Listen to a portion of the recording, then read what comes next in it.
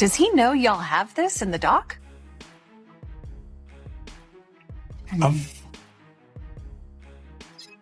I would doubt he knows. So when this airs, that'll be the first time that his legal team, Diddy, that everybody knows that this footage is now seeing the light of day. One could watch this and think that you really hate Sean Combs. If Sean Combs watches this, what do you think he's going to feel? Like, wow, this is amazing. I think he's going to say this is the best documentary I've seen in a long time. Gotta ask you, Janice Combs, how you feel about her? I mean, they alleging that she was, having freak-offs. I spoke to a man, Mr. Brown, who used to go to the freak-offs, and he knew Miss Combs, and he knew about her and her freak-offs and everything like that. We had always thought that she had a modeling agency, but it wasn't a modeling agency. It was more a brothel that she ran for high-profile drug dealers. 50 Cent has just confirmed that season 2 of his explosive Diddy documentary, Sean Diddy Combs, The Reckoning, is officially coming, but this time, the spotlight isn't just on Diddy. It's on Janice Combs, the woman many now believe was the real power behind Bad Boy Entertainment. Sources claim Netflix refused to air this footage in season 1, so now, 50 Cent is taking matters into his own hands, preparing to release the most controversial material directly on YouTube, promising a side of the story the public has never. Yeah, my mom's gorgeous. Hold on, let me introduce you to my mom, called Ma Dukes. Hi. She's getting a drip with me. She's hydrating. What's up, Ma? Everything's good, baby. I'm here with you. Yeah. I love you. I love you too. The story begins with Diddy's childhood. In the Netflix documentary, longtime friend Tim Patterson revealed that Diddy's father, a known Harlem street figure, was killed when Diddy was still a toddler. After that, his mother Janice took full control. Their home reportedly became a hub for powerful gatherings where Diddy was exposed to influence, reputation, and adult authority at a very young age. People in the neighborhood say everyone knew what was happening behind those doors. Mom, she came out defending her son, man. How you feel about that? She made a comment saying that he's not a monster. I guess this is my newfound career, so I'm going to say what's on my mind and what I think, brother. First of all, that's his mother. Wrong, right, or indifferent, she gonna lie, steal, kill, and protect her child. That's what she's supposed to do. But the apple don't fall far from the tree, man. You got to realize that. He didn't get all this from his daddy because he didn't know his daddy, even though they try to say his daddy was some big time drug dealer in the whole 9 yards. You understand? He didn't get this from his daddy. You got to realize, man, his mother had a modeling agency, and it was alleged that it was also ladies of... From the start, Janice was driven by ambition. She married into influence, securing her position, and after Diddy's father died, she focused on shaping her son as her path forward, according to Patterson. There was even a small stage in their living room where Diddy and others would perform. Guests would cheer, calling out, "Do that dance, baby," while Diddy learned early how attention, validation, and power worked. Remember when I said Diddy mother might be the originator of the freak-offs? All right, so tomorrow Peacock is dropping. According to the Rolling Stone, the doc features an alleged childhood friend of Puff's, hip-hop producer Tim Dog Patterson. He alleged that Janice, Diddy's mom, would often throw parties at Diddy's childhood home. He says that during the parties, it wasn't uncommon to walk into rooms where adults was having sex. I mean, that was just their normal. And the doc, when talking about the parties, Tim says, verbatim, "That's what we were privy to. This was what we were fed." As the documentary unfolds, a darker picture begins to emerge. People close to the family, including Gandil, say Janice's influence over Diddy often made others uncomfortable. From a very young age, she was teaching him how admiration, control, and dominance functioned, lessons that would later define his rise in the music industry. Talking about that his mother could take her palms and bend over and put them down on the floor. Not bend over, but she could stand straight up and put her palms on the floor, bruh. He's saying that about his mother. Who describes any of their mother action like that in a sexual way? And then, I don't know how many dudes do kiss their mother in their mouth when they 50, 60 years old or something like that. that's them, that's their whole thing, man. But that was a little kind of weird for me. And then his mother wore the same white fingernail polish that Cassie described that he liked to see her and other models in when she was describing her lawsuit. And what's crazy to me is that, man, it seemed like him and his mother had this, I don't want to get too deep, man, this Oedipus complex. Early patterns didn't disappear. They evolved, the extravagant parties. Diddy later became famous for closely mirrored what he grew up around. Multiple eyewitnesses claim Janice was fully aware of these events, and some even say she attended many of them, quietly reinforcing the path she had set for him long before fame arrived. Because one of the witnesses said she was there. And then you remember this, bro? Check it out. People tell off on themselves so much, man, and I don't understand when people don't catch it. Diddy has said this. He said, when I give a party, I have to have an ambulance outside of the house. Paramedics ready. That people have to take IVs. Remember the time that him and his mama kissed each other on the lips? Yeah, I remember that video. Do you remember that both of them was getting an IV at the same time? Yeah, I did notice that, yep. That's from the Diddy freak off party. And I'm gonna say allegedly. So let me ask you this. You knowing her at one point, you knowing her personally, is she the kind of person that, you know, will be a part of a freak off or no? I think that she liked to party, and she partied with young people. She's always been like that. She always copied or emulated Little Kim and Mary J. Blige. Or they emulated her.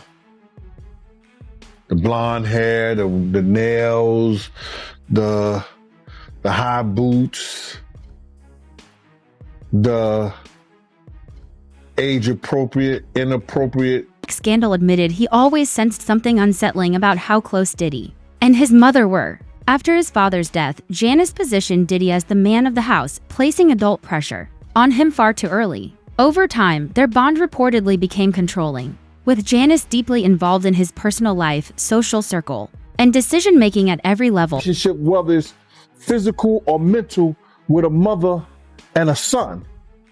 So I'm looking at his mother and him on the couch, and both of them are getting IVs after one of the Diddy parties.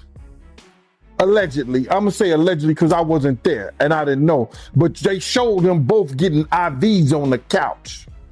So my whole thing about this thing is that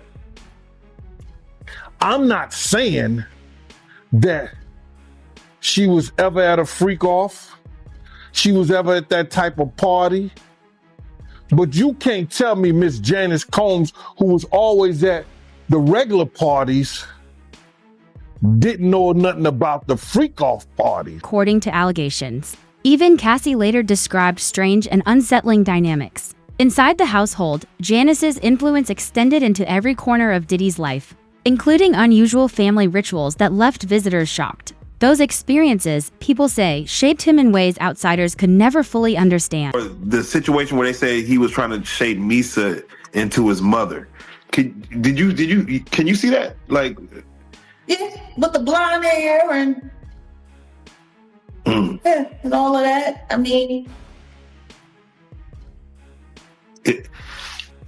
somebody really asked a question: what kind of man puts his hands on his mother? The same kind of man that parties with his mom, the same kind of man who kisses his mom in the mouth, the same kind of man who seems to have accurate knowledge that his elderly mother can put both of her hands, her palms, on the floor and while she's standing up, bent over.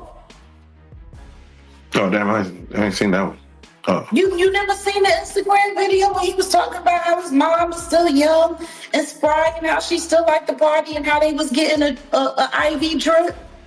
Oh. And she was kissing him in the mouth on the video. It was like, yeah, my mom can bend over and touch the floor with her palms. It's a very, very, very weird relationship. It's weird. Diddy's early years were anything but normal, allegedly. Janice ran a non-stop social network from their home, with people constantly coming and going under her direction. Those who witnessed it say it was an open secret. Diddy grew up watching how power was organized, controlled, and maintained, lessons that would later define his empire. How you feel about, her? I mean, they alleging that she was, having freak-offs. I spoke to a man, Mr. Brown, who used to go to the freak-offs. And this guy lives in Georgia right now. And he told me that he was a stick-up kid back in the day.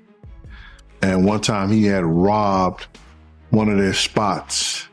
And he went back and he had got the money and gave them their money back and everything like that. And he knew Miss Combs and he knew about her and her freak-offs and everything like that. We had always thought that she had a modeling agency, but it wasn't a modeling agency. It was more of a brothel that she ran for high-profile drug dealers and athletes. You could tell by I could tell that Miss Combs at the time, and I actually saw her like young guys. She came at me a couple of times back in my heyday, before the extra 75 pounds back then. And the reason I left Bad Boy wasn't only because of her advances, it's because I got tired of a lot of the bullshit. Janice has publicly denied the claims and criticized the documentary. But here's what raises eyebrows. Despite the explosive allegations, neither Janice nor Diddy has taken legal action against 50 Cent or Netflix. Many believe the reason is simple. The story being told hits uncomfortably close to the truth. Janice Combs is speaking out about the Netflix documentary, Sean Combs' The Reckoning. In a statement to Deadline, she said, "These inaccuracies regarding my son Sean's upbringing and family life are intentionally done to mislead viewers and to further harm our reputation." She also maintains she was not an parent and says that Diddy never slapped her, as previously stated in the document. According to 50 Cent's investigation, Janice taught Diddy everything about business. Even though Diddy became the public face of Bad Boy, insiders claim he doesn't fully own the stock. Assets allegedly remained under his mother's control. Footage and interviews suggest Janice acted as a financial gatekeeper, with Diddy signing documents not just out of respect, but as a strategic shield. You think it's Diddy, it's Janice Combs. Janice Combs is Bad Boy. Man, you don't actually sign to Diddy. His name is on a dotted line, but you actually sign it to Janice Combs. Did he ever tell you why that is, or do you understand? Now that I'm older, I know exactly what it is. It's a paper trail, so nothing can come bite me. If you come for me, you ain't coming for me. I ain't got nothing. You going to my... That strategy may trace back to December 1991. Diddy organized a celebrity charity basketball game at City College, but before it even began, a crowd surge led to a deadly stampede that killed 9 people. Lawsuits followed. Insiders believe this tragedy made it clear that if something like this happened again, personal ownership could put everything at risk, explaining why control stayed with Janice. 2000s and 2010s, Diddy was really prospering, music, business, fashion. And one of the things that he had said, what he alleged in the documentary, and again, this is an allegation from him, was that the name Bad Boy Entertainment, Combs's name was not really involved in that on the corporate side. And one of the things he's saying is the reason for that was to avoid having to pay any liability from, the devastating basketball game that had happened in the early 90s, where he was the subject of wrongful death lawsuits because of the multiple deaths that had occurred as a result of that basketball game that Diddy was behind organizing. So that was really, surprising to hear. Yeah, that was a big allegation, because the families of the victims killed in that stampede, it was horrible. We're talking about December 28th, 1991. Combs, fellow rapper Heavy D, they hosted this charity basketball game. The game took place at the gymnasium of the City College of New York. And according to the New York Daily News, before the basketball game started, people who weren't let inside, they broke a window, swarmed toward the entrance of the gym, all went down a staircase. The doors at the bottom of those stairs open towards the stairs, not towards the gym. So once a crowd got down there, they couldn't get the doors open and people started being crushed. 9 people died. Dozens of others were injured. And there were no criminal charges that were ever filed against anyone for the stampede, but multiple families and injured victims they filed. Who witnessed the aftermath places responsibility squarely on Diddy. He says security warnings were ignored. Preparation was inadequate and the tragedy could have been prevented for many. It remains a sobering reminder of the real consequences that come with power. You understand? I was there. I was doing security. My team was supposed to have the outside. Puff came to me the day before we were supposed to do the job there and told me that Heavy D didn't want us to do the security outside. I had 18 men ready to do the security outside with my dogs, like I always do. People knew how we used to roll. We would have the pits, the Rottweilers, you understand? We had that outside locked up. So anybody try to bum rush, anybody do that, we had the gates, the whole 9 yards. So we could stop all that. You know how people gonna get down in Harlem. You understand? So, and then when you got LL Cool J, you got Mike Tyson coming through there, and they coming through the front door so people see them. So they gonna go crazy. LL was the hottest thing out at that time. Mike Tyson was the hottest thing out at that time. They got all kinds of stars and people in there already. They was coming through the back. They came through the front. And it caused the door to be bum rushed. But if they had the gates up, if they had the dogs, and with the help of the police, that shit would have never happened, bro. That shit would have never happened. I was there, I saw it. I saw Jessica run down the steps after she grabbed the money box because my man Eddie was protecting her. And Eddie's the one called me on the walkie-talkie and said, yo, Jessica just locked me in outside the gym, Gene. You couldn't go down the steps after they bum rushed the door.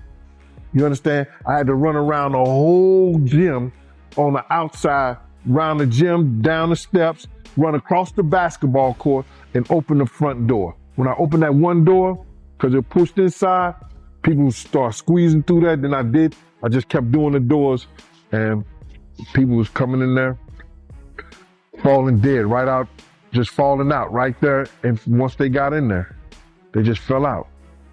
It was crazy, bro. He just wanted us to do inside the gym to make sure that nobody, be over the celebrities like that. That's what he wanted my team to do. But most of the celebrities gonna have their own security anyway. You know what I'm saying? That was just a way to cut our security off anyway. So he cut the security and he got the FOIs, and the FOIs left their post, and that's how the people bum rushed the door, and 9 people died by going down those corridors. And you blame Diddy for that? Yeah, I do. It's his fault. The closeness between Diddy and his mother was shocking enough, but the ripple effects of his upbringing show up even more in how he approached his own family, revealing patterns and behaviors that have fascinated and concerned those watching his rise. And again, I know the freak-offs, that his son is there. Like, it seems like he likes to get down with his kids. Yeah. But that wasn't all. Just to hear Little Rod say, like, the boys were around. Roger Bonds talked about the children as well. What kind of parenting relationship is that? But then again, that goes back to the conversation of Lori Harvey, Steve Harvey's daughter. It was all known that she was spotted in them streets with Justin, and then she was spotted in them streets with Diddy, and they all tried to sit there and pretend like that wasn't what it was. Like, I don't know if anybody has not noticed, but ever since Diddy got pinched, They've all been trying to pretend like all of the stuff that we've seen that happened, that they was all involved and didn't. Influence of Diddy's upbringing didn't stop with his career. Observers say it carried into how he later handled his own family, repeating patterns that continue to raise serious questions about control and legacy. Overnight, lawyers for Sean Diddy Combs trying to stop the release of a Netflix docuseries due out today. We have to find somebody that'll work with us that has dealt in the dirtiest of dirty business. The series contains never-before-seen footage of Combs debating strategy with his lawyers in the days leading up to his arrest in New York last year. I am going to let you professionals look at the situation and come back to me with a solution. It also includes video of Combs greeting fans in Harlem. Off my back. I'm gonna win. As long as you win, be with it. I'll accept it. And then saying this about the interaction moments later. I need some hand sanitizer. Hold on. I got it. I've been out in the streets amongst the people. Yeah, I gotta take a bath. Like the amount of people that actually I'm coming in contact with, like that's what I have to do. You know what I'm saying? It's like 150 hugs. Now Combs' lawyers are demanding Netflix pull the series, threatening legal action, claiming Netflix is using stolen footage that was never authorized for release as part of what they call a shameful hit piece. The series is executive produced by Combs' longtime rival, Curtis 50 Cent Jackson, and director Alex Stapleton, who said, quote, "We obtained the footage legally and have the necessary rights," end quote. Before the cease and desist demand was sent yesterday, Stapleton and Jackson sat down with our Robin Roberts to discuss the series. How do you respond to people who say that it's more about the disdain that you have for Sean Combs than it is for giving the victims a platform? It's not personal. The show is not completely the perspectives of people that did not like Sean. Not everyone needed to have an allegation to be a part of this. A cease and desist letter has now been filed, calling the allegations defamatory and misleading. But here's the detail no one can ignore. Legal action didn't follow season 1. It only came after word leaked about the explosive revelations planned for season 2. And Christian are teasing a new docuseries about their family. Justin and Christian King Combs appear in a new trailer released December 28th to Instagram by Zeus Network's founder. In the trailer, Justin and Christian sit on a couch in a screening room while a series of headlines about their father cycle on screen. At the end of the trailer, Justin's phone vibrates and he answers a collect call from the Fort Dix Federal Correctional Institute, where Combs is currently behind bars. No release date for the docuseries is given, though the teaser says viewers can expect it at some point in 2026. Combs shares Justin with ex-Misa Hilton and Christian with the late Kim Porter. The rapper is also dad to 34-year-old son Quincy and daughters Chance, 19, twins Delilah and Jesse, also 19, and Love, who is 3 years old. Combs was transferred to Fort Dix from the Metropolitan Detention Center in New York in late October after he was sentenced to 50 months in prison on prostitution-related convictions. Instead of silence, Diddy appears to be responding with his own documentary claiming innocence despite existing footage, and testimony telling a different story. For many, the move only adds fuel to the fire. Zeus Network has a new Diddy documentary coming out, and this time it is coming from the perspective of Diddy and his sons. All the time I thought we were about to leave Diddy in 2025. Well, this documentary is coming in 2026. And a lot of people, just like myself, are already not feeling this new documentary coming from Diddy's sons. A lot of people aren't happy about it and actually shocked that the owner of Zeus Network, Lemmy, is doing this Diddy documentary. But what a lot of people fail to forget is Lemmy and Diddy have been friends for quite some time. Of his children arriving in court for day one of their father's trial in New York, hands gripped in solidarity. Do you still believe your dad's innocent? How did you feel hearing that testimony? Have you apologized on behalf of your father? Do you believe your father's innocent? Do you still convince your father's innocent? Your daddy does for you! Your daddy does for you for abusing women! That's wrong! You can have The foes, the joy, the pain, our voice, the loyalty, the betrayal, the lies, the love, the hate, the truth, the lies. And Diddy calling from Fort Dix. This is a prepaid collect call from Federal Correctional Institution, Fort Dix. When they released this trailer last night, there were so many comments to Lemmy and Zeus Network that they did not want to see this. A lot of people feel like this whole new documentary is just a PR narrative, once again being pushed by Diddy and his sons to try to clean up his image. And after hearing certain things on 50 Cent's Netflix documentary, we have to go back in time and remember what we were seeing during trial. Even when it came to Diddy's sons, Christian and Justin Combs, they both came on 2 separate occasions to trial wearing a free Sean Combs shirt. The first one to do this was Christian Combs during Jane's testimony, and you're not supposed to wear this stuff in front of a jury to try to sway their opinions. And the judge actually told him he had to leave and take it off. And then literally like a week later, Justin did the same exact thing. It was taken out of the courtroom by the judge. And we already saw the videos in the Netflix doc of Diddy talking to Justin, saying he needed to push out certain content to control a narrative. During the trial, there were a lot of things going on that I could see that to me felt like it was just straight PR. Do you remember all of these people that were wearing the free Diddy shirts? And it was actually a meme coin that's on their shirt. It's 50 Cent wasted no time reacting, publicly acknowledging the upcoming release and signaling that even more unreleased material is ready to drop, and this time he's not holding back. As expected, 50 Cent caught wind of it hitting the news, hitting the blogs, and being on the timeline yesterday that Diddy's sons, Sean and Justin, will be dropping a docuseries of their own to tell their side of the story, their experiences, and how they view things on the Zeus Network. With 50 Cent put it up on his Instagram page, and he promote the trailer when you look at it from the other side of it, on the marketing side, but he knows it plays back into the doc that he just dropped as well with the reckoning. He put it up and said, wow, I want to see this show. I'm not sure this was a good idea. And he tagged at 50 Cent Action, letting it be known that this is really promo. Janice Combs is no longer a background figure. She's at the center of the story. Whether you believe the allegations or not, one thing is clear. This family wants the next chapter buried. Subscribe now, because when season 2 drops, every revelation is set to flip the entire narrative upside down.